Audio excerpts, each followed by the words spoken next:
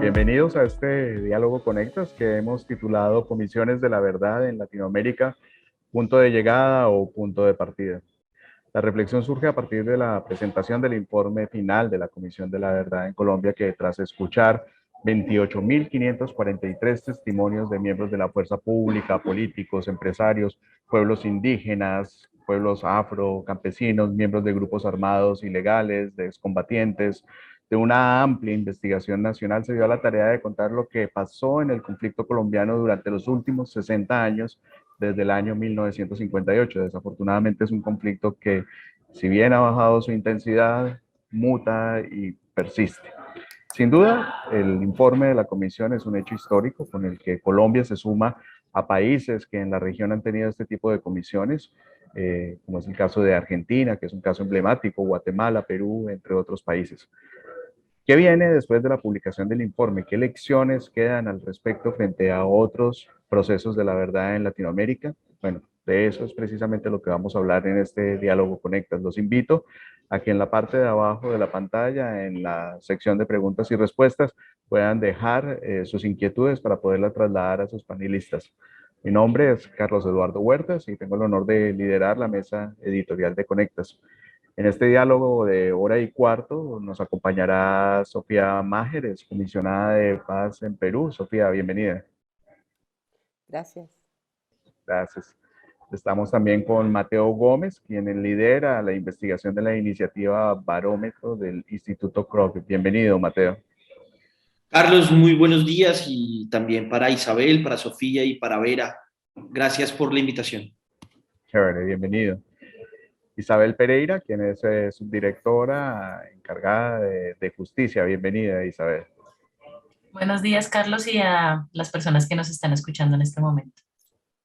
Y Vera Zamudio, quien es investigadora del Centro de Investigación y Educación Popular de Colombia, CINEP. Vera, bienvenida. Carlos, muchísimas gracias, Juan Pablo, por la invitación, y a todos los que nos acompañan y a mis compañeros de panel esta mañana. Muy buenos días.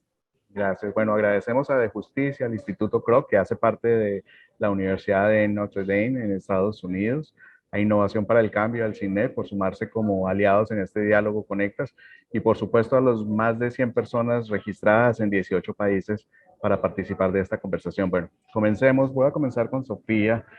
Las comisiones de la verdad representan solo los primeros pasos de un largo proceso. Esto es algo que Sofía afirmó en una de las publicaciones de CIPAS. ¿Podría, por favor, explicarnos un poco más a qué se refiere con esto, Sofía? Sí, encantada. Primero que todo, estamos hablando de procesos, ¿no? Procesos sociales, y muchas veces son procesos muy largos. Yo creo que desmontar la lógica de violencia es una tarea tremendamente difícil en una sociedad, y si es que la comparas y la mides con la violencia estructural, más aún, ¿no? O sea, hay una serie de temas pendientes estructurales en un país que no hacen que esto cambie como una varita mágica. De hecho, quien tiene la responsabilidad de continuar el trabajo y las recomendaciones y lo que la Comisión ha presentado, ha retado al país, porque escuché al presidente de la Comisión como a cada sector de la sociedad le decía, ¿tú qué hiciste? ¿Y tú qué hiciste? Yo creo que es el Estado, pero si es que no hay un grupo de la sociedad civil que lo empuje, no va a pasar nada. Solo en el caso de Colombia, yo creo que el proceso se ve muchísimo más claro, porque todavía tienes lo de desaparecidos y tienes la JEP, que va a seguir por muchos años más. O sea, el trabajo no ha terminado. Yo creo que lo que hace la Comisión de la Verdad es que es como un dron que te da todo el escenario nacional de cómo se ha comportado la violencia, ¿no? Y ese es el gran aporte de esta comisión, me parece. Muchas gracias, Sofía.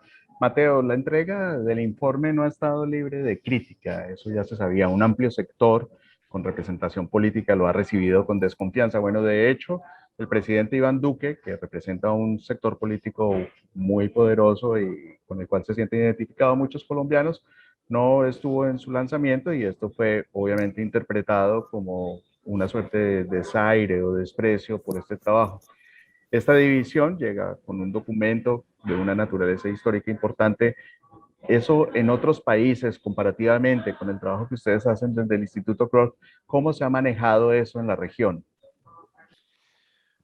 Bueno, Carlos, vamos a ver, el seguimiento a los acuerdos de paz que realizamos desde el Instituto, creo que nos concentramos en 34 acuerdos de paz, que son los acuerdos de paz que denominamos comprensivos y que tuvieron como objeto la finalización de conflictos armados no internacionales.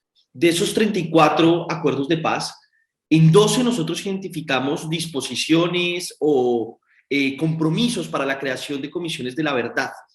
Pero hay que decirlo, de esas 12, hay dos donde el mandato era un mandato en torno a la reconciliación y no al esclarecimiento de la producción de un informe, y en el resto de los 10 que nos quedan, 4 de ellos no se hicieron operativos los mandatos, como es el caso de Costa de Marfil, de Indonesia, entre otras. Luego nos quedan 6 para comparar y para analizar puntualmente, 2 de ellos en la región, el de El Salvador y Guatemala, que son 2 casos que donde la entrega del informe conllevó, por supuesto, a la convocatoria de la nación en torno a mirarse hacia el pasado y proyectarse hacia el futuro en torno a las reformas institucionales más importantes para poder superar el legado de violencia de las guerras civiles, y donde definitivamente tuvieron, por supuesto, quizás niveles semejantes de diferencias y de críticas o de controversias propias de tener que encarar los legados de violencia tan profundos como los que se vivieron en la región. Situaciones, por supuesto, semejantes a las de Colombia y con características también semejantes a las de Colombia, que era sobre todo un acompañamiento y un respaldo de la comunidad internacional. En el caso, por ejemplo, de El Salvador, de Guatemala, por supuesto, excúsenme, muy ligado sobre todo al sistema de Naciones Unidas y a la Constitución, de mecanismos de seguimiento y mandatos de seguimiento a las recomendaciones, donde se ligaba y se estrechaba mucho con la comunidad internacional ese mandato. Creo que en ese sentido el caso colombiano parece también acercarse a eso, también en depositar en la comunidad internacional, de depositar en la observación internacional el seguimiento a la implementación de las recomendaciones, un poco para salir de las controversias propias de un ambiente polarizado como es un país que está poniendo fin a un conflicto o está en el proceso de construcción y de edificación de la paz a un conflicto de más de 60 años. Ahora, Vera, no es solamente en sectores políticos que surgen esas inconformidades, ¿no? En Argentina, por ejemplo, las Madres de la Plaza de Mayo, que son, digamos, un grupo de la sociedad civil muy emblemático, no quedaron conformes con la decisión de no incluir el listado de los nombres de los responsables de las violaciones de los derechos humanos en el informe presentado en la Comisión de la Verdad de ese país. En Colombia también ha habido, digamos, mucho cuidado sobre enfocar en los procesos y en las razones estructurales más que en nombres tanto de víctimas como de victimarios. Ahora, debe ser una meta de las comisiones de la verdad dejar conformes a las agrupaciones de las víctimas. Pues Carlos, es bien interesante la pregunta. Yo creo que uno de los elementos que nosotros hemos podido destacar más en el proceso de seguimiento que hemos hecho al sistema integral es que las entidades del sistema han sido muy resilientes y han sido muy abiertas a recibir las críticas y los mejoramientos que se les solicitan desde diferentes sectores, particularmente desde las organizaciones de víctimas. Y esto creo que debe leerse de una forma bastante positiva. Nosotros hemos visto cómo las mismas entidades del sistema se han abierto, han generado espacios de participación y han mejorado muchos de sus procesos. Por supuesto, ya a la hora del informe final siempre quedarán diferencias, distancias se marcarán frente a estas verdades, este esclarecimiento que va a dejar el informe final, y por supuesto organizaciones de víctimas y víctimas en particular muy seguramente no se van a encontrar tan reflejadas como quisieran. Sin embargo, y esto hay que señalarlo, el esclarecimiento de la verdad tiene que ver muchísimo con no solamente llegar información, sino también contrastarla entre versiones, pero también contrastarla con otra serie de herramientas, procesos judiciales que eventualmente pueden permitirle a la comisión entregar una conclusión que se acerque mucho más a la realidad. más se haría, creeríamos nosotros, que se intente adaptar, que se intente matizar esas realidades que van emergiendo de ese contraste para que algunos sectores de la sociedad queden más o menos conformes. Creo que hay unos niveles de autonomía, de independencia, una metodología muy rigurosa que se ha seguido y que se tiene que ver expresada precisamente en esas conclusiones. Siempre habrá diferencias, sobre todo en un conflicto como el colombiano, donde ya hay unas matrices de explicación muy fuertes de lo que sucedió durante el conflicto. Es momento ahora de generar los espacios de debate, de reflexión, y allí seguramente se seguirán construyendo elementos de verdad, ¿no? Esto, como lo decía Sofía al principio, es un proceso. Estamos en la mitad del proceso, no es la primera vez que hacemos ejercicios de construcción de verdad, y bueno, hacia el futuro aún queda muchísimo más, y los tiempos también de la verdad van a generar nuevos elementos para seguirla nutriendo. Isabel, en El Salvador, los comisionados en su momento decían el propósito del informe de la Comisión de la Verdad de ese país era cicatrizar las heridas emocionales, luego de vivir escenarios de violación de derechos humanos como los que se han tenido en Colombia y como los que se han tenido en general en los países que han recurrido a este mecanismo de verdad. ¿Cómo estos informes cree sirven para sanar las heridas? Pues hay que volver precisamente sobre el mandato que tenía esta comisión y eso se relaciona con el hecho de que no es el primer ejercicio de esclarecimiento que tiene el país. Sabemos que hubo un informe como fue el Basta Ya, también de la Mesa de Negociaciones de La Habana sale un proceso de reflexión académica sobre los orígenes estructurales de la violencia y ha habido en Colombia muchos ejercicios. Yo creo que la diferencia que tiene el mandato de esta Comisión de la Verdad es que al estar anclada con un proceso de paz que ha sido integral y que ha buscado abordar lo que llaman las causas estructurales del conflicto, eh, tiene una parte importantísima de esclarecimiento, de encontrar esas distintas verdades que pueden hablar sobre las causas estructurales y sobre por qué el conflicto se prolongó tanto, lo que decía el padre de Ruz en su declaración en el acto público. ¿Qué pasó? Que todos nos quedamos quietos mientras esto pasaba, pero busca también un siguiente paso que es unas recomendaciones que puedan abordar esas causas estructurales en clave de no repetición, en clave de sabemos que este tipo de factores y cuando ya todos lo hayamos podido leer, porque creo que no hemos llegado a eso en su totalidad, pero cuando lo podamos leer, lo que esperamos un poco es eso, de qué manera las recomendaciones le hablan a ese relato de la verdad, a un relato de las verdades sobre causas estructurales y sobre factores de persistencia. Y el ejercicio de cicatrización, con esa metáfora que puede ser interesante, precisamente va a decir, pues no voy a volver a la misma caída, no voy a volver a abrir esos mismos procesos con las mismas técnicas que ya no funcionaron en el pasado, sino que estas recomendaciones que nos trae la Comisión de la Verdad, ojalá puedan dar clave a reformas profundas que traigan no repetición, que yo creo que es el matiz distinto que tiene este proceso. Ahora, siguiendo esa misma respuesta que comparte Isabel, Sofía, ahí tengo una inquietud sobre el caso de Perú y de cómo lidiaron con las críticas, ¿no? En el caso de Colombia, ya se han empezado a escuchar las críticas de que lo que quiere la Comisión de la Verdad es reescribir la historia, omitiendo la responsabilidad, bajando el relato al nivel de barbarie que, por ejemplo, la guerrilla de las FARC ha tenido dentro de estos procesos y dando más peso a los actos y omisiones de la fuerza pública.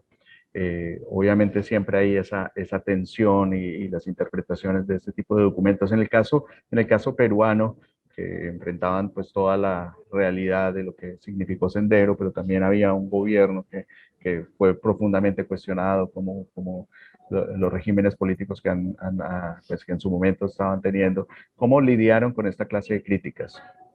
Sí, solo una anotación de la conversación que acaba de pasar, o sea, ¿por qué no hay nombres de victimarios y nombres de víctimas?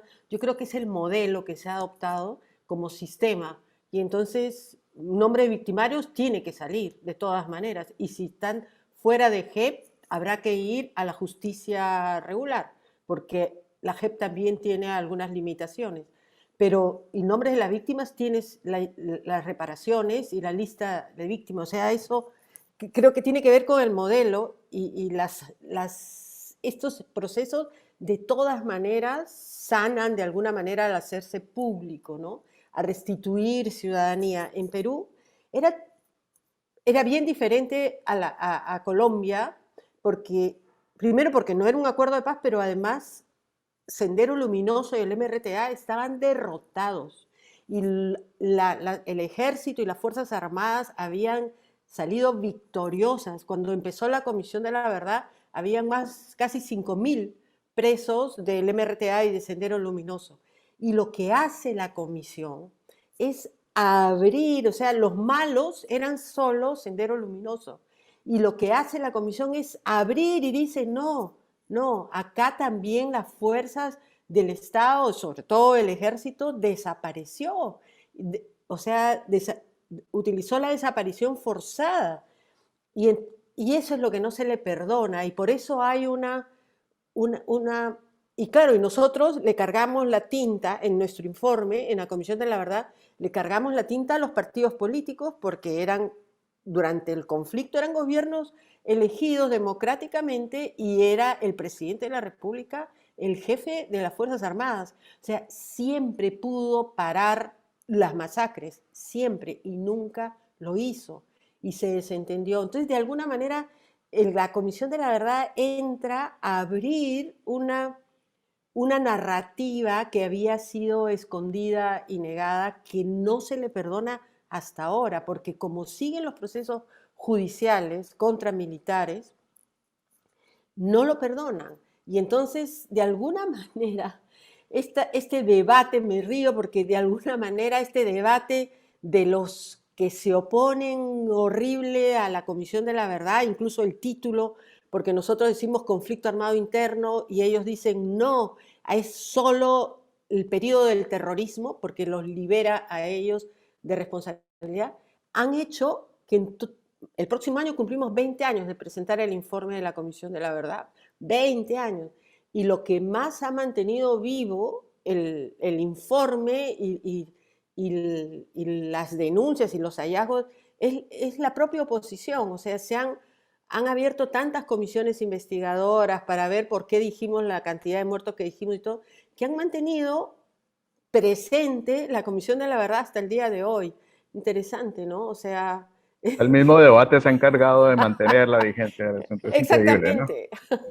Mira, de ahí me da pie para preguntarle a Mateo en Sudáfrica, que es uno de los casos, digamos, de referencia. En su momento, la poeta sudafricana Angie Krog, en este libro famoso de País de mi Calavera, mencionaba cómo fue la Comisión de la Verdad menos exitosa en convencer a los ciudadanos sobre quiénes fueron los responsables, ¿sí? ¿Qué tan necesario, siguiendo lo que mencionó ahorita Sofía y lo que mencionó Isabel, qué tan necesario es establecer el llamado de quién dio la orden en estos procesos de verdad? O sea, ¿cómo lo interpretan a partir de la experiencia, Mateo, de comisiones de la verdad en otros países? Pues yo creo que o sea, esa respuesta tiene que, y voy a retomar un poco algunos planteamientos de Sofía, que hay que ver el modelo de justicia transicional en contexto y, digamos, en todas sus dimensiones. El modelo de justicia transicional que plantea el acuerdo de paz en Colombia es un modelo, digamos, altamente comprensivo y complejo, donde no solamente está la Comisión de la Verdad, sino tenemos además una jurisdicción especial para la paz y una unidad de búsqueda de personas dadas por desaparecidas que interlocutan y, digamos, desempeñan esa labor de esclarecimiento, pero además también de judicialización, de establecimiento de responsabilidades y de reparación de forma conexa. Entonces, creo que la respuesta a la pregunta de si deben estar en el informe de la Comisión de la Verdad, particularmente en Colombia, el nombre y establecer las responsabilidades de quién dio la orden tiene que pasar también por qué es lo que le corresponde a la comisión de eso y qué es lo que le corresponde también a la jurisdicción.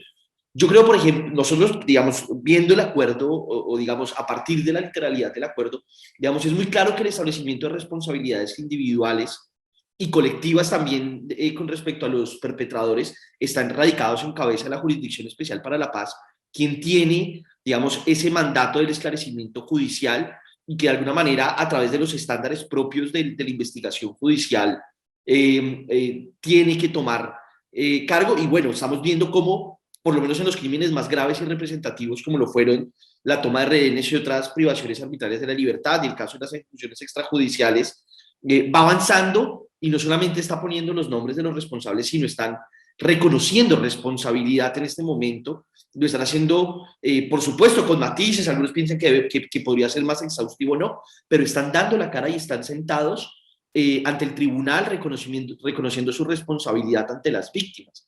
La Comisión de la Verdad, por supuesto, ha tomado parte de ese ejercicio de esclarecimiento, pero bueno, vamos a ver el informe. Ya estamos hasta ahora en el primer capítulo, o en los primeros 2 capítulos, que es el de hallazgo y recomendaciones, y el capítulo testimonial.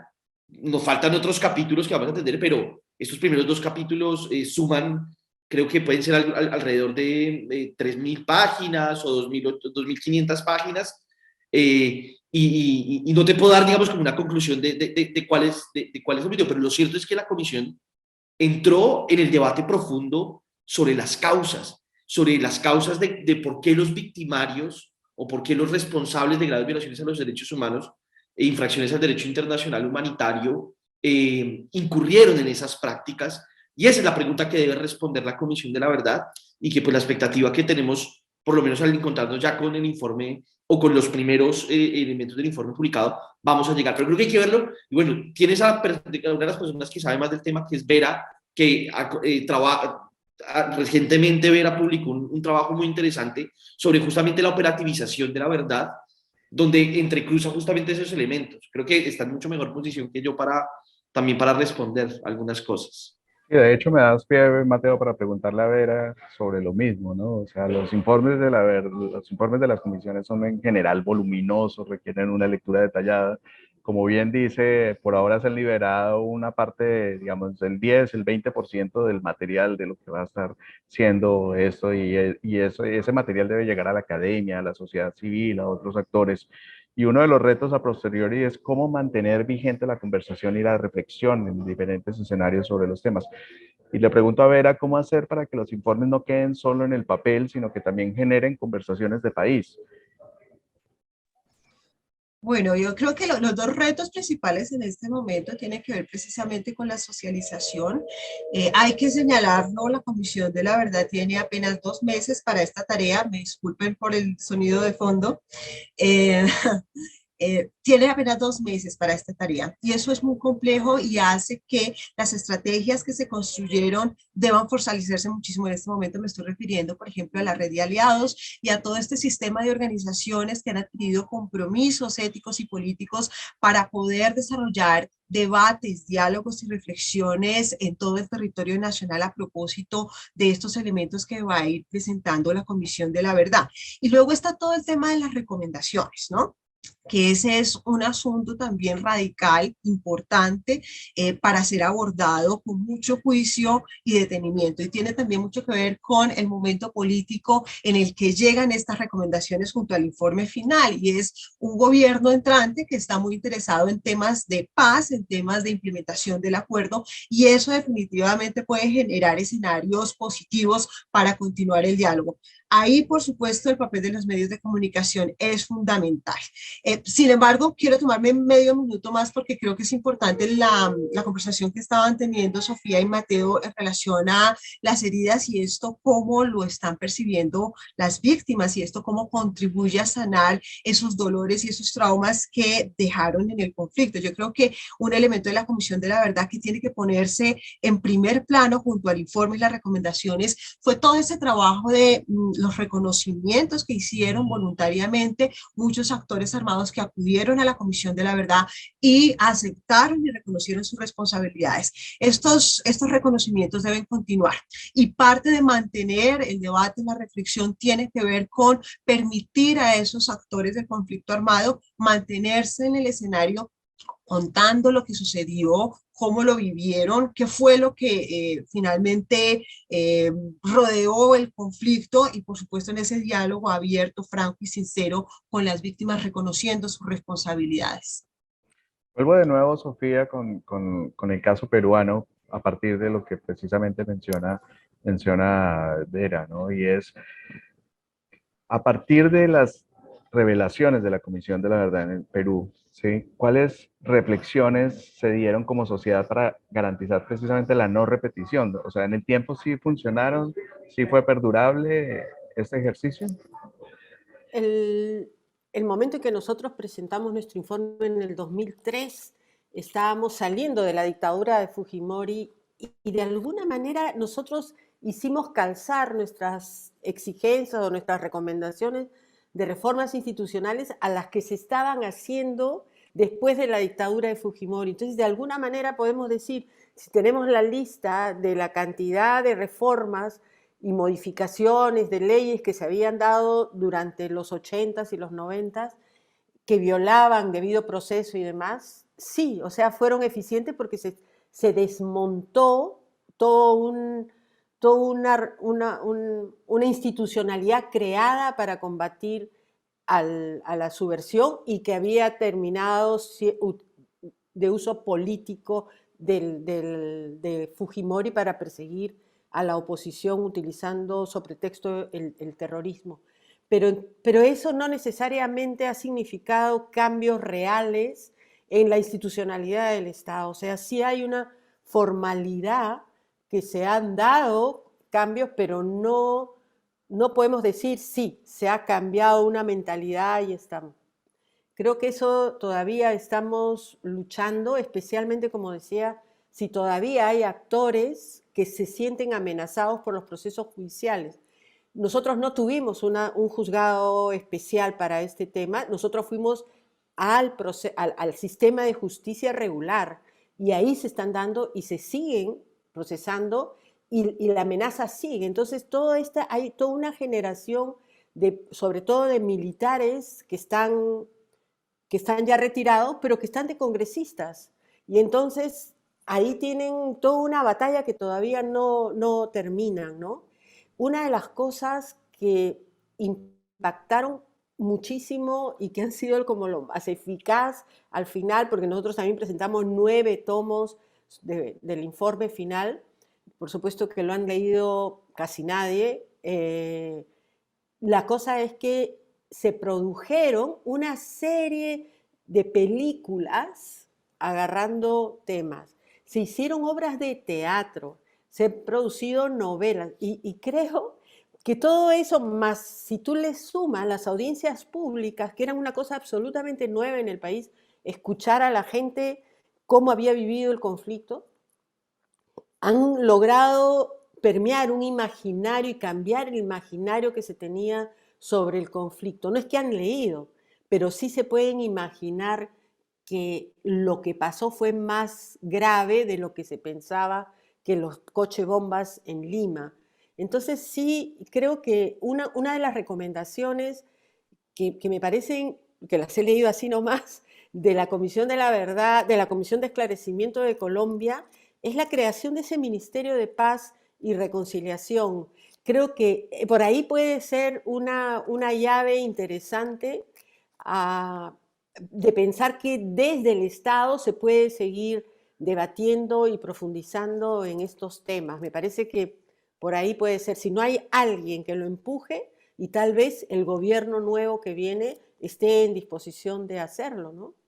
Sí, qué interesante reflexión, Sofía, porque en efecto, si no se arropa de institucionalidad, No, el no pasa nada. resultado es simplemente un documento, ¿no? Marginal, Bueno, marginal. exacto. Invito a la audiencia para que formule sus preguntas. Doy paso a dos de ellas. La primera es de Yader Morazán desde Estados Unidos y se la paso a Mateo. Él pregunta que cuáles son las malas prácticas o errores que se han cometido en procesos de consolidación de la verdad en otros países, en especial en América Latina.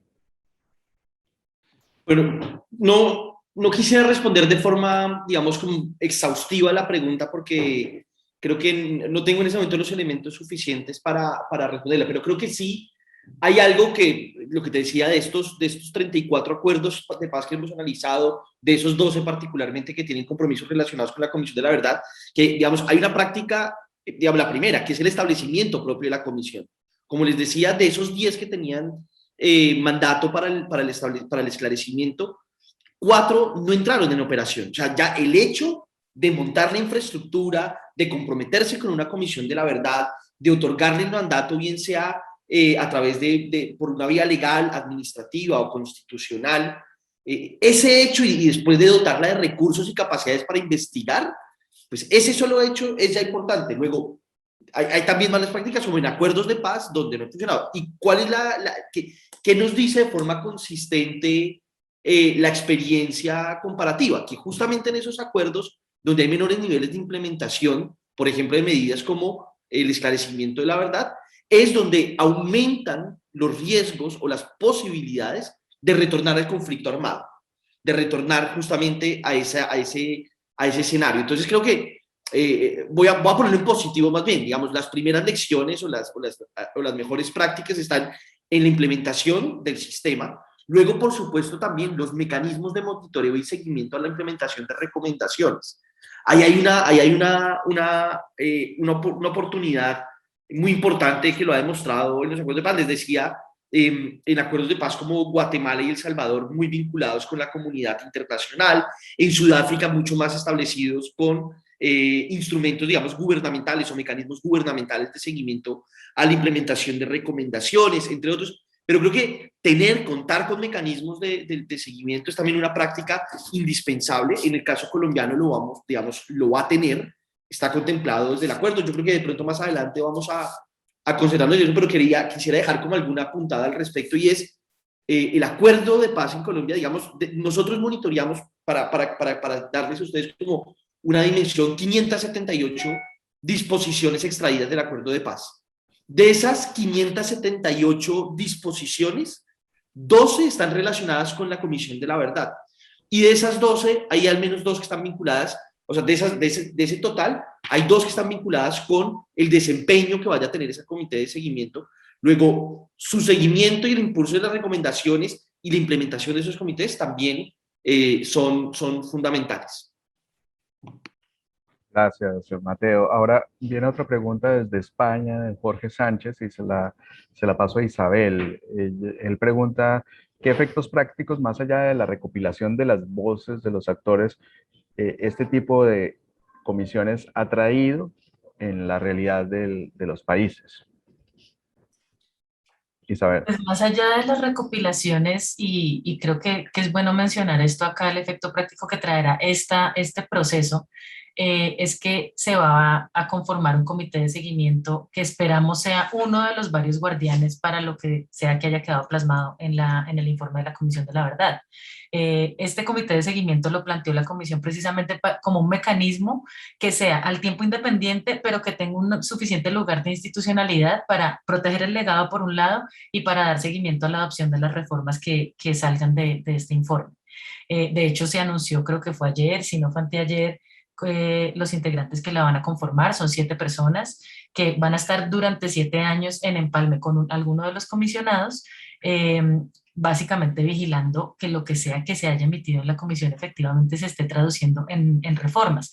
Y eso además tiene unas preguntas prácticas que son complicadas de hacer, como por ejemplo, si el informe tiene no sé cuántas recomendaciones, no las he contado, pero no podemos arrancar con todas de una. Tiene que haber una suerte de ejercicio de priorización, tanto en términos de impacto como en términos de la temporalidad, que A va primero que B, o que puede ser más idóneo para generar un efecto dominó y que pueda tener como un factor de promover otras reformas a partir de una gran reforma, si me van a entender. Y creo que el comité de seguimiento, en el trabajo que haga con el comisionado que sea delegado para hacer este empalme, pues tiene precisamente ese lugar de darle una interpretación a las recomendaciones del informe en clave del momento político que está viviendo el país, para dar prioridad a la implementación y para dar como una temporalidad y un horizonte de cómo ordenamos esta magnitud tan grande de cosas que nos están invitando a reformar. Gracias, Isabel. Hay otra pregunta. Asumo es desde Nicaragua, la hace María Angélica Paune, y mezcla 2 preguntas. Uno es si es posible comenzar una comisión de la verdad sin mandato y en un régimen político como el de Ortega hoy día, y si el hecho de que no se nombren los perpetradores y solo se nombran las instituciones, si eso de alguna manera significa mantener una línea de impunidad. Sofía. Sí, yo creo que es muy difícil pensar que se puede hacer una comisión de la verdad en Nicaragua, especialmente con un dictador que tiene total control sobre todos los medios de comunicación, sobre las organizaciones, está cerrando todas las instituciones.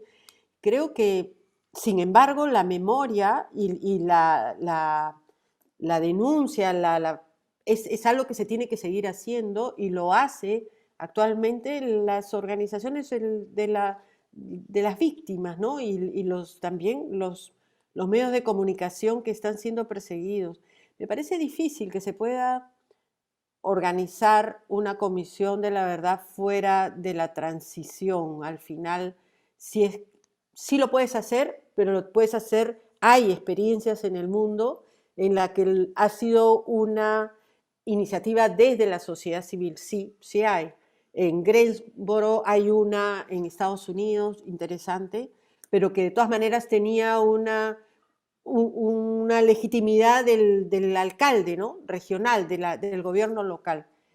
Creo que lo que hacen estas comisiones son justamente cuestionar lo que hace el poder y lo que ha sido el poder, y si no si no has logrado modificar esa relación es muy difícil, ¿no? Claro, vayamos al caso colombiano. Hablábamos al comienzo, antes de entrar en cámara, que la presentación del informe de la Comisión de la Verdad suena como algo muy lejano, pero realmente apenas hace 2 días se lanzó.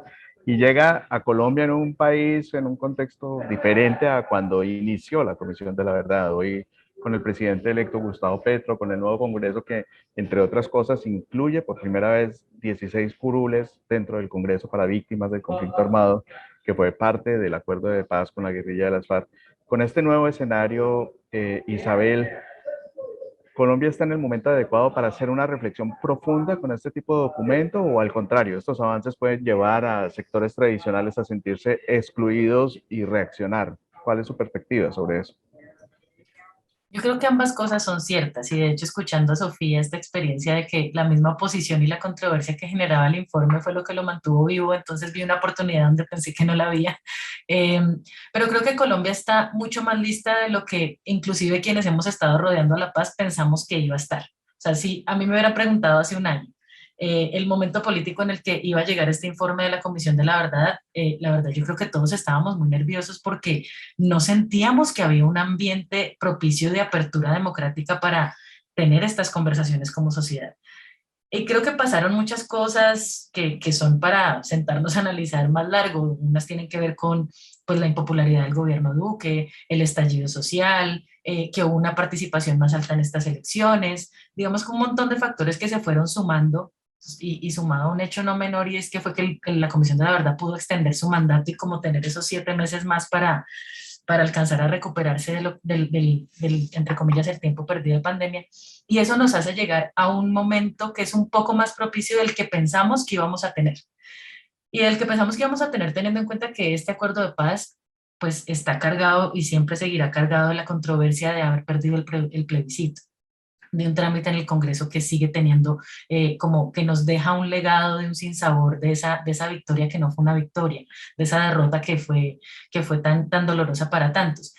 Y entonces el momento en el que nos encuentra hoy con estos factores que he mencionado ahorita, que hablan de una apertura democrática nueva, pues son más propicios de los que pensamos para recibir este informe. Ahora, yo creo que tampoco podemos confiarnos y pensar que los sectores de la oposición y que se sienten amenazados por lo que sea que pueda salir en este informe, pues van a simplemente desaparecer. De hecho, creo que es un llamado a la cautela y a que no nos sintamos tan victoriosos de que todo está saldado en que todos estemos dispuestos a conocer y leer la verdad.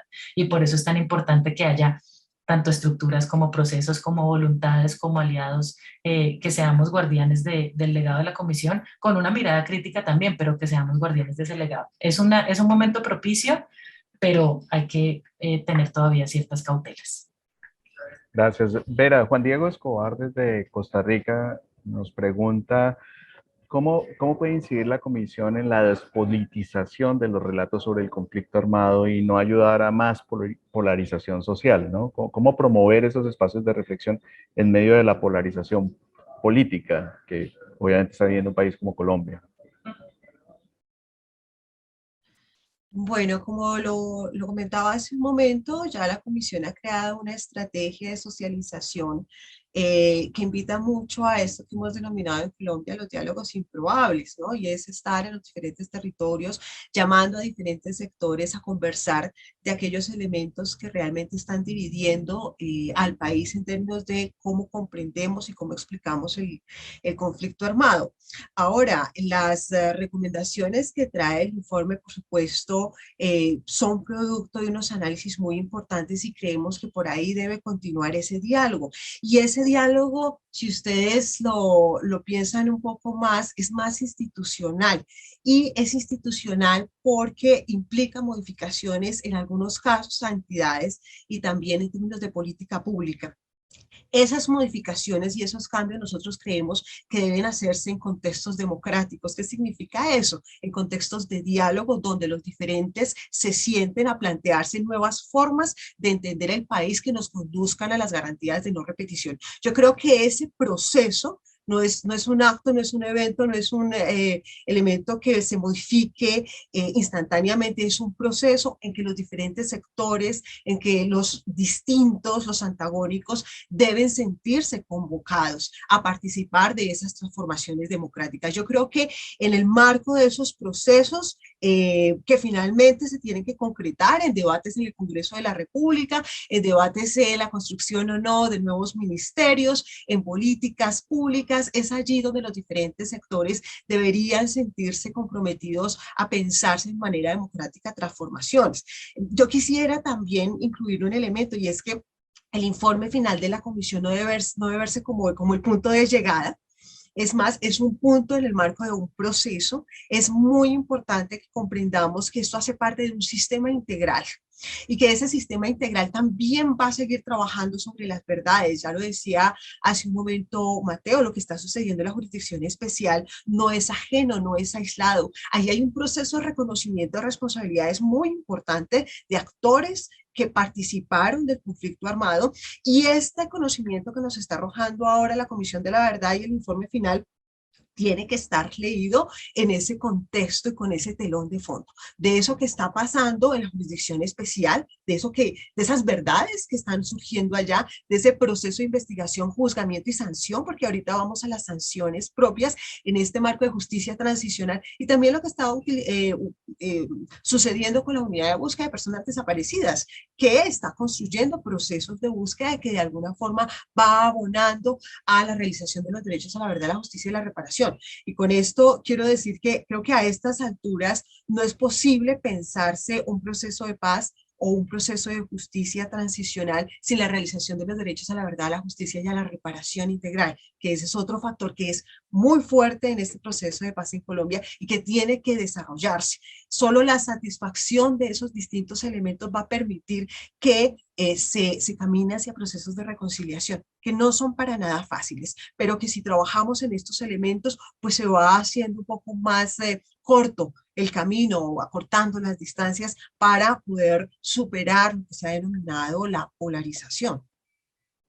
En esa línea de lo que menciona Vera, quisiera preguntarle a Sofía sobre otro de los temas que es muy sensible, y ahora que mencionaba el caso de Sendero Luminoso y el NRTA, digamos, en el imaginario colectivo está muy presente esa frase de que la historia la escriben los ganadores.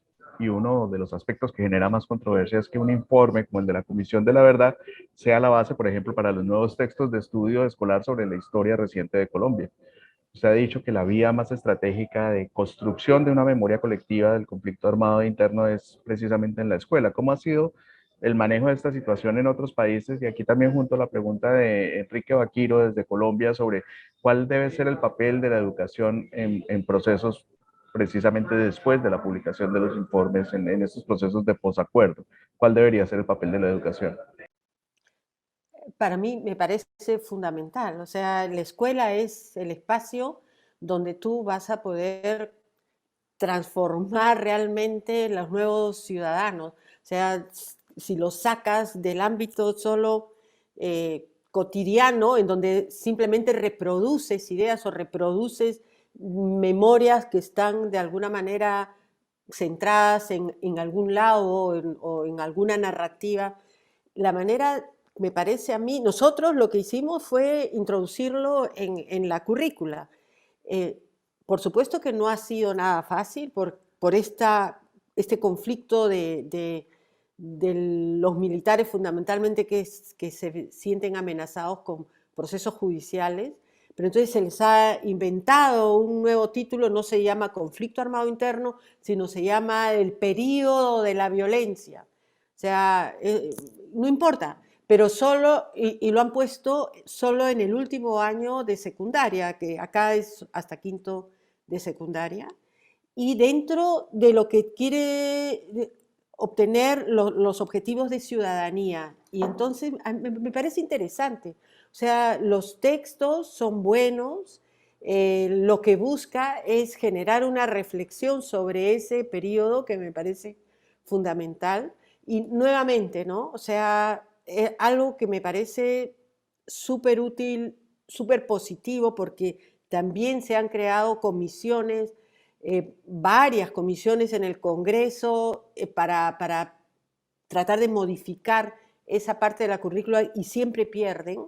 Entonces sigue en la currícula, pero no tenemos a los maestros que están llevando y sacándole el jugo a ese pensamiento crítico, ¿no? O sea, que puedan conocer los estudiantes sobre las cosas que sucedieron y tener una opinión sobre lo que esto sucedió en el país. Creo que por ahí es el punto central, ¿no? Y sí, tenemos eso como algo ganado, pero todavía es algo nuevamente que se tiene que trabajar muchísimo, ¿no? Pero es eso, creo que es cómo esto te sirve la revisión de la historia para generar pensamiento ético, juicios morales sobre lo que sucedió en ese periodo de la historia del país. Claro. Ahora, Isabel, otro gran punto de controversia son las recomendaciones que hace la Comisión de la Verdad, que incluso desde las voces críticas las han llamado peyorativamente como esto no son unas recomendaciones, sino son un plan de gobierno. ¿Cómo valora el discurso de Gustavo Petro, el presidente electo de Colombia, en el que dijo durante la presentación del informe que va a implementar todas las recomendaciones de la Comisión? ¿Cómo lo interpretan? Pues yo creo que era un momento político de mucha efusividad en el que él dice voy a implementar todas las recomendaciones, pero ni él ni nadie para ese momento las había leído en su totalidad, ¿no? Y hay que tener como bastante dosis de realidad a qué se puede hacer en 4 años y qué se puede hacer que sea realmente estratégico y vaya como al punto, a unos puntos clave, que todo, no, todo va a ser importante, pero al tiempo tenemos, como decía antes, que tener una suerte de priorización y que esa priorización yo creo que es muy importante que se dé de la mano con sociedad civil, organizaciones de víctimas y con el cúmulo de todas las personas y redes de aliados que se han aliado, digamos, en torno a la construcción del informe de la Comisión de la Verdad. Por cada capítulo puede que podamos decir, en realidad para este punto no le apostemos a las 15 recomendaciones del informe en estos 4 años de gobierno, sino que empecemos por ahí y de ahí podemos empezar a reformas, pero también a generar unos diálogos que nos permitan mantener esa conversación que nos trae la comisión de cierta manera viva. Yo cuando escuché eso en la declaración de Petro, pues pensaba mucho en que sí tenemos que bajarle bastante a lo que es lograble en los próximos 4 años y a lo que va a ser lograble también en términos de dejar que los otros procesos del sistema de la justicia transicional sigan su curso complementados con lo que sabemos ahora con este informe, pero los casos de secuestro, los casos de ejecuciones extrajudiciales, si se abre un caso de violencia sexual en la JEP, todo lo que está ocurriendo allá tiene que seguir teniendo un lugar. Entonces, de manera que pensemos qué podemos priorizar aquí en estos próximos 4 años de gobierno. Que él las quiere implementar todas, puede que sí, pero no es ni viable ni deseable tampoco. Tenemos que pensar en qué es lo deseable también. Ahora, en esa lógica de la implementación, Mateo, desde el Instituto creo que ustedes han realizado una serie de recomendaciones al nuevo gobierno, ¿no? Entre ellas que se incorporen en el Nacional de Desarrollo estas recomendaciones, tras resaltar que solo se han implementado el 30% de los acuerdos. Obviamente esto antes de la presentación del informe. Ahora que ya se conoce sus resultados, Mateo, ¿cómo reciben las recomendaciones que hizo el informe de la Comisión de la Verdad en Colombia? Digamos, la respuesta corta es como una oportunidad para implementar el acuerdo de forma integral. O sea, digamos, eso es concretamente. No te, digamos, al igual que Sofía, me gustó la expresión, yo vi las recomendaciones así, ¿sí? Una lectura en diagonal a las 800 y tantas páginas de ese tomo, y uno lo que encuentra es que sí hay un alto nivel de sincronía entre lo que recomienda la Comisión de la Verdad y la implementación del acuerdo de paz. Entonces, digamos, yo le pondría un matiz a lo que Isabel acaba de señalar, además de priorizar. Creo que lo primero es que hay que ver cómo se sincroniza la implementación del acuerdo de paz con la implementación de las recomendaciones de la Comisión. Digamos, en una mirada general que hemos podido percatar nosotros desde el instituto. Primero, en temas de reforma rural integral, el acuerdo, el informe de la Comisión reproduce, diría yo, de forma extensa lo que ya está previsto por el acuerdo y, digamos, por supuesto lo fortalece, identificando o, digamos, alineando las causas del conflicto con las oportunidades que ofrece la implementación del acuerdo para superarlas. En otros aspectos no. Si tú miras, por ejemplo, las recomendaciones en materia para superar la impunidad, hay un gran contenido, por ejemplo, en transformaciones estructurales del sector justicia que el acuerdo de paz no contempló. Digamos, el acuerdo de paz contempló medidas para atender las demandas de justicia relacionadas con el conflicto armado y con, sobre todo, la superación de la impunidad frente a graves violaciones a los derechos humanos e infracciones al derecho internacional humanitario.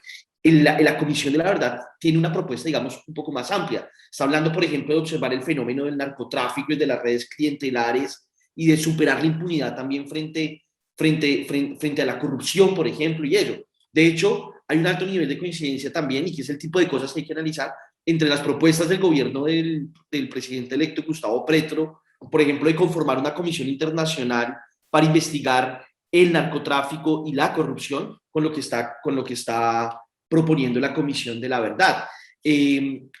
Pero en definitiva yo creo que hay una oportunidad también, digamos, estamos en un momento muy importante, digamos, esta transición política del país con el nombramiento de un nuevo Congreso, con la conformación de un nuevo gobierno, nos tiene que, digamos, es una oportunidad para alinear estratégicamente al Estado colombiano en torno a compromisos desafiantes, que son no solamente los del informe de la Comisión de la Verdad, sino creo yo también, digamos, nosotros queremos, por supuesto, también los de la implementación del acuerdo de paz. Hay un plan marco de implementación del acuerdo final hasta el año 2031. Ese plan marco de implementación, hay que leer el informe de la Comisión de la Verdad de cara a ese plan marco de implementación, cómo se alinean esfuerzos, recursos, presupuestos, capacidades institucionales para que converjan. Porque al final, la materia de análisis tanto del informe de la Comisión de la Verdad como del acuerdo de paz es el mismo, y es las condiciones de inequidad, violencia, intolerancia que dieron lugar al conflicto armado en Colombia. Entonces, creemos que hay una oportunidad, y ahí la oportunidad que nosotros identificamos en nuestro último informe, de que el Plan Nacional de Desarrollo sea justamente esa bisagra que permita conectar el informe de la Comisión de la Verdad, el plan de gobierno con la implementación del acuerdo de paz. Sí, allí, bueno, han hablado precisamente del comité de seguimiento, ¿no? Y de cómo hay un periodo de 2 meses que claramente para 60 años de conflicto suena absolutamente insuficiente. ¿Cómo hacer para que algo más suceda, ¿no? Sobre todo para un informe de esta naturaleza, Vera? Y aquí también integro la pregunta de Tomás Biasús desde Colombia, y es, ¿qué va a pasar finalmente con la Comisión de la Verdad y con este resultado histórico? ¿Qué cree que va a suceder? Bueno, yo retomaría algunas cosas que ya se han planteado. Por un lado, los procesos de cambio político no van a ser sencillos. Creo que tenemos que ser conscientes y aterrizados, ¿no? El principio de realidad. Y eso va a implicar procesos de confrontación política, ojalá en la democracia, para que esas modificaciones se vayan dando. Ya se enunciaron aquí algunos momentos que van a ser cruciales. uno de ellos, el empalme que se está viviendo en este momento entre el nuevo gobierno y el gobierno que deja la Casa de Nariño. ¿Cómo podemos hacer una línea de base para saber qué fue lo que sucedió en términos de implementación, por dónde deben ir los mejoramientos, cuáles son los cambios, qué es lo que se debe retomar? Lo que acaba de decir Mateo, el Plan Nacional de Desarrollo, hay que actualizar el Plan Marco de Implementación. Luego hay una agenda legislativa muy importante y esa tiene que retomarse ahora el 20 de julio y hacer todo el trabajo y el proceso político de debate al interior del Congreso. Es decir, las cosas no suceden de manera espontánea. Eso implica todo un esfuerzo y una movilización de los diferentes actores, de las diferentes organizaciones de víctimas y, pues, por supuesto, desde la institucionalidad. Hay un trabajo serio, riguroso, importante todavía por hacer. Y bueno, y pasa por lo más puntual en términos políticos, pasa también por la priorización de elementos, y eso lo viene conversando Isabel, dentro de las priorizaciones que hay que hacer. Estoy completamente de acuerdo contigo. Yo creo que una de ellas en este momento es salvar vidas. Nosotros todavía estamos en medio de las confrontaciones. Hay sectores, territorios, regiones que están realmente azotados por la violencia, con homicidios permanentes, aún tenemos masacres, aún tenemos violaciones muy fuertes a los derechos humanos. Entonces hay que retomar aquellas recomendaciones que estén previniendo ese tipo de violaciones y hacer lo imposible por empezar muy rápidamente a hacer cambios concretos que salven vidas. Y por supuesto todo el proceso político que viene en lo sucesivo. Yo creo que el informe en sí mismo o la letra de las recomendaciones no nos van a generar los cambios. Nos generan los cambios en tanto eso que está allí escrito sea capaz de movilizarnos como actores sociales y como actores políticos para desarrollar esos cambios. Ahí es muy pertinente nuevamente en la referencia de Perú, digamos, que es bastante cercana, y aprovechando que Sofía Maher nos acompaña. De hecho, Felipe Asensio o Paucar pregunta, y en sintonía con esta misma lógica, ¿no? El caso peruano a 19, 20 años del informe de la Comisión de la Verdad allá. ¿Cuántas de esas recomendaciones fueron implementadas o atendidas por los gobiernos de Toledo, García, Humala, de Kuczynski? ¿Y cuáles fue el trato a los procesos judiciales por violación a los derechos humanos? Sí, yo como decía hace un momento, si hacemos una lista, y yo he hecho a los 10 años una revisión, recomendación por recomendación, fueron 85 recomendaciones, qué nivel de cumplimiento había. Y en las reformas institucionales era altísimo, casi todas, pero eran reformas normativas. En algunos casos dabas una ley recomendada por la Comisión de la Verdad, pero no la dotabas de recursos, y entonces era como que no la podías implementar en una ley en el papel. O otras que se dieron, por ejemplo, en la desmilitarización de la policía, que fue militarizada durante los 90, se cumplió, pero dieron otras leyes que de alguna manera generaban impunidad o garantizaban impunidad a la represión de la protesta social. Entonces, no necesariamente, o sea, si estrictamente revisas las 85 recomendaciones que dio la Comisión de la Verdad, casi todas se han cumplido, casi todas, pero que eso haya realmente representado una modificación real en la institucionalidad del Estado, creo que muy poco. Incluso las reparaciones, que es un tremendo reto para Colombia por la cantidad de víctimas que están siendo registradas. El gobierno peruano ha dado una cantidad enorme de dinero para reparaciones. Todas las que tenían que recibir reparaciones económicas las han recibido, aunque sea poquitito, pero las han recibido.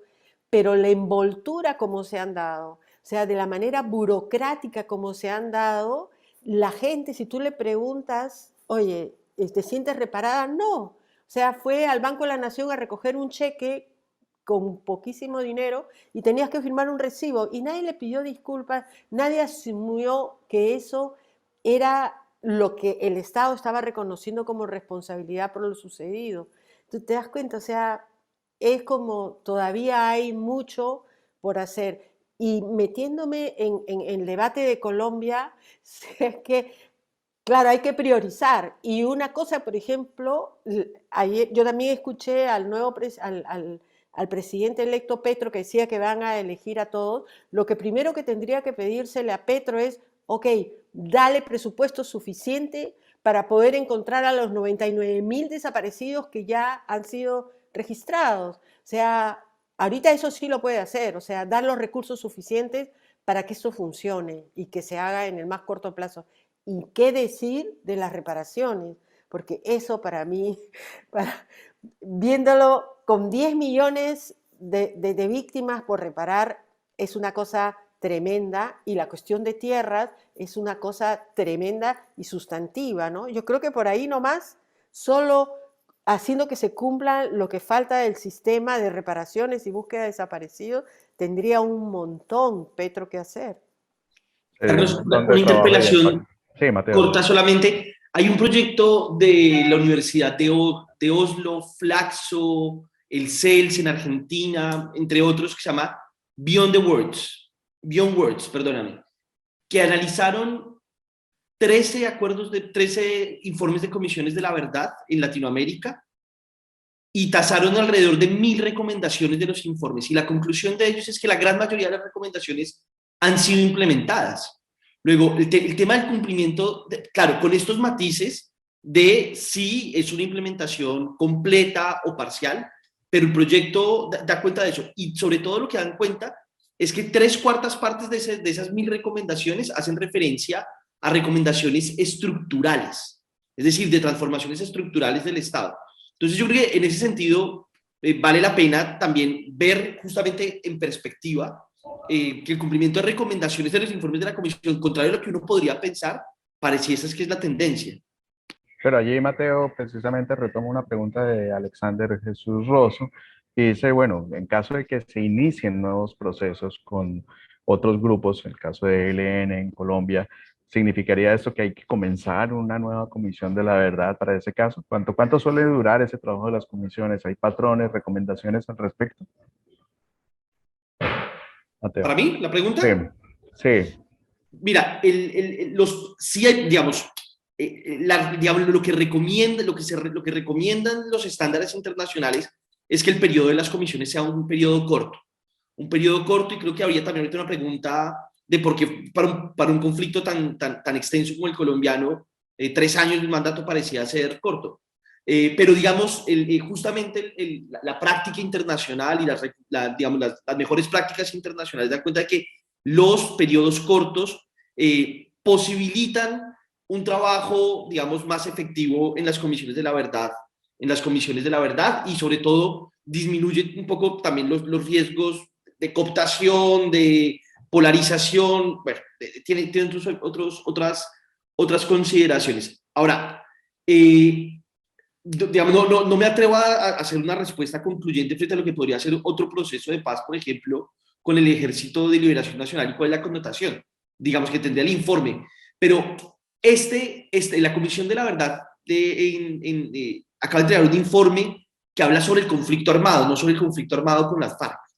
Es un informe que investigó a profundidad y que tiene hallazgos en torno a la intervención de otros actores armados ilegales, no solamente grupos subversivos, sino también paramilitares y responsabilidades de agentes estatales.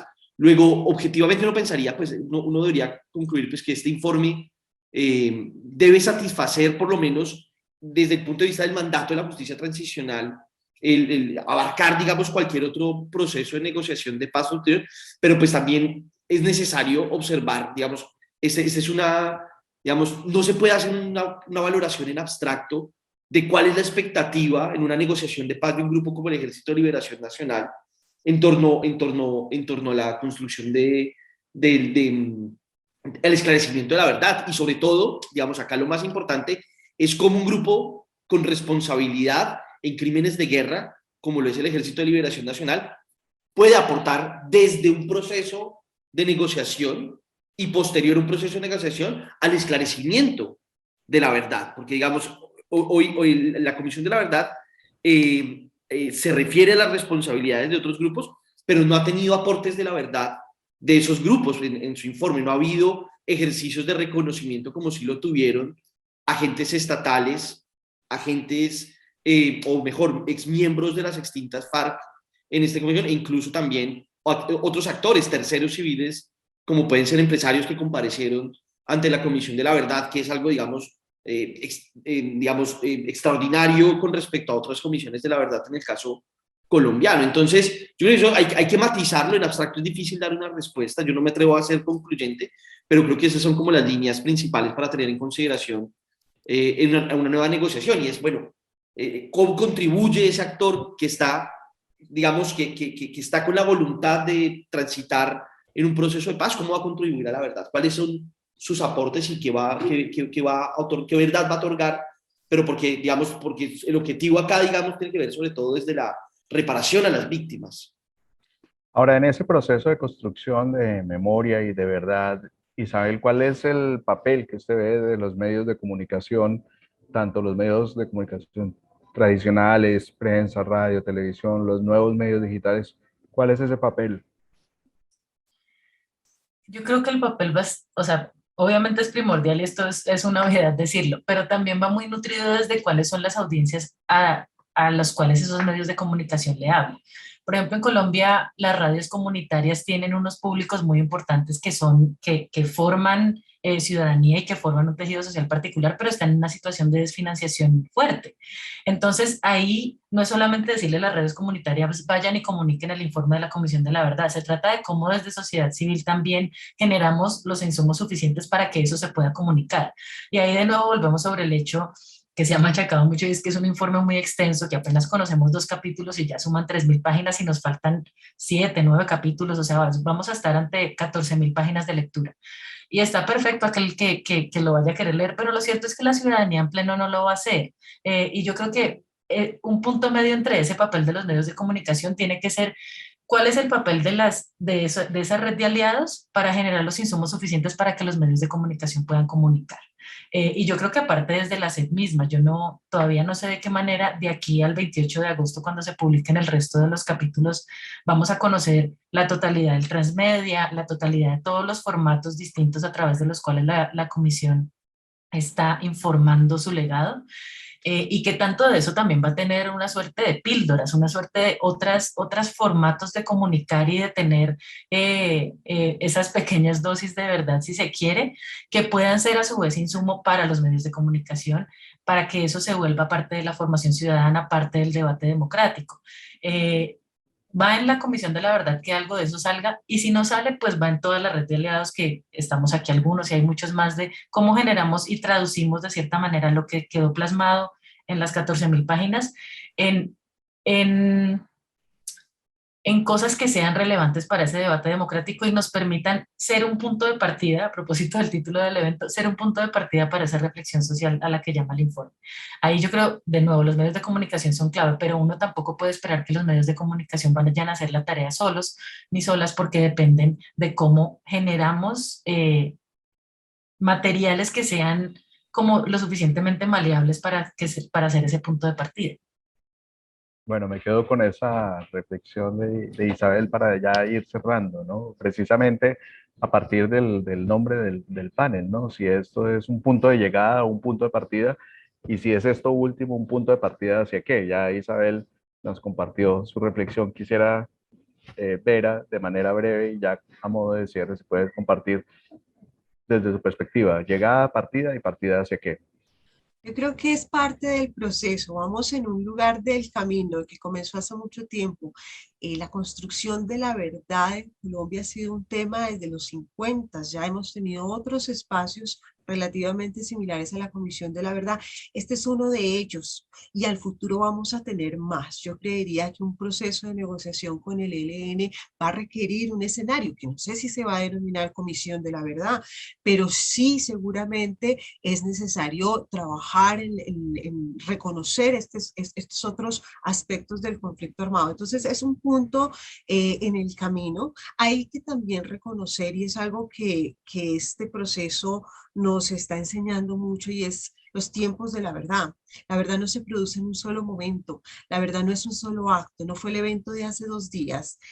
La verdad realmente requiere de unos momentos institucionales, burocráticos, pero también personales. Y, y si algo es claro ahora es que algunos actores de la verdad están contribuyendo con sus testimonios y con sus versiones. Aún faltan. Tendremos que esperar otras condiciones, tendremos que esperar otros contextos. En algunos años seguramente aquellos que hasta el momento han guardado silencio, pues tendrán su necesidad de contar la verdad desde sus experiencias y allí tendremos nuevamente que sentarnos nuevamente a dialogar con esto que hemos reconocido ahora y que nos presenta esta Comisión de la Verdad. Entonces, es un punto en el camino y el debate continuará y se tendrá que profundizar. Mateo, desde su perspectiva, ¿punto de llegada o de partida hacia dónde?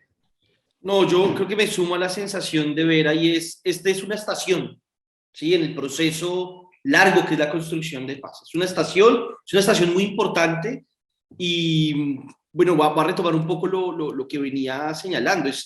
Desde nuestra óptica como monitores de la implementación del acuerdo, es una oportunidad enorme para promover, para mejorar el proceso de implementación del acuerdo de paz y desde, digamos, sin lugar a dudas, va a marcar un derrotero en lo que viene en materia de garantías para el derecho de las víctimas y de las transformaciones estructurales que demanda la sociedad, la nación colombiana, para transformar justamente esas causas estructurales del conflicto armado y que también pues es un punto, eso sí es un punto de partida de un diálogo y digamos, de un proceso deliberativo que tiene que afrontar la sociedad con respecto a su pasado, pero también con respecto a su presente y su futuro. Antes de ayer, el padre de Ru concluía la presentación con una pregunta muy concreta, digamos, escrutando la conciencia de la nación colombiana sobre qué hicimos para que esto pasara, pero una más fuerte, y es qué estamos haciendo, porque es que sigue, digamos, el continuum de violencia persiste. Entonces, que estamos también como digamos, regularmente cuando se habla de las comisiones de la verdad y el efecto que tienen los procesos sociales, los informes, hablamos de una catarsis con respecto a lo que sucede en el pasado. El padre de Ruth termina la presentación del informe planteándonos una pregunta muy fuerte para el presente y para el futuro. Y creo que también desde ahí la oportunidad de que sea el informe la ocasión para transformar esas condiciones que nos tiene en un conflicto que persiste, que sigue dejando víctimas, desplazados, desaparecidos y desaparecidas y demás. Sofía, desde su perspectiva fuera de Colombia y precisamente con ese otro matiz que plantea, que no es un matiz menor, digamos, es una realidad desafortunadamente dramática y es que en paralelo sigue el conflicto y siguen los conflictos y las múltiples razones de ese conflicto. ¿Cómo vería este ejercicio que recién apenas se comienza esta semana del informe como un punto de partida hacia dónde, sobre la base de su experiencia? Yo lo pondría como son procesos, como decía Vera, que se están iniciando y se han hecho desde varios años atrás. Este es un hito, es un nuevo hito en este proceso largo y es para mí lo más importante que significa lo que ha hecho y lo que está presentando la Comisión de la Verdad. Es un juicio ético y es un juicio ético que interpela a todos los colombianos, no solo a los que tienen autoridad, sino al ciudadano común y corriente que puede haber estado viviendo de espaldas a lo que le pasaba a la gente y tienen responsabilidad también. Entonces, creo que se debe, es como, es tan fuerte como decir lo que decía el presidente de la comisión, ¿no? O sea, ¿cómo es posible que hayan sucedido los falsos positivos y que se hayan asumido la responsabilidad tal cual? Y han sido más de 6.000. Eso no se puede, la institución misma de las Fuerzas Armadas no puede quedarse callada. Tiene que decir algo, tiene que sacar una consecuencia de lo que esto está señalándose en el informe, y eso es, ¿no? Creo que es un hito donde nuevamente se hace un juicio ético y se dice, oye, colombiano, pongamos al centro los valores, pongamos al centro al ser humano y busquemos el bien común. Y creo que eso no solo son las instituciones, sino es el colombiano de a pie también. Creo que ese es el gran valor de este informe, ¿no? Que nos pone nos encara, nos enrostra cosas que dejamos que pasen en nuestro país. Sacudir la sociedad. Bueno, muchas gracias a todos los panelistas. De igual manera, muchas gracias a De Justicia, al Instituto Kroc, a Innovación para el Cambio, al CINEP, por sumarse como aliados en este diálogo Conectas y por supuesto a todos los que nos acompañaron en esta transmisión. Los invito a estar conectados con Conectas en Twitter, en @conectasorg y a suscribirse a nuestro boletín semanal en www.conectas, con doble N y es al final, conectas.org, para que sean precisamente de los primeros en enterarse de nuestras actividades, de las nuevas que vienen en torno a este tema y en las que seguiremos precisamente contando temas relevantes, oportunos, de interés y que le dan forma a las Américas. Muchas gracias. De nuevo, gracias a Mateo, Vera, a Isabel, a Sofía y hasta pronto. Hasta luego.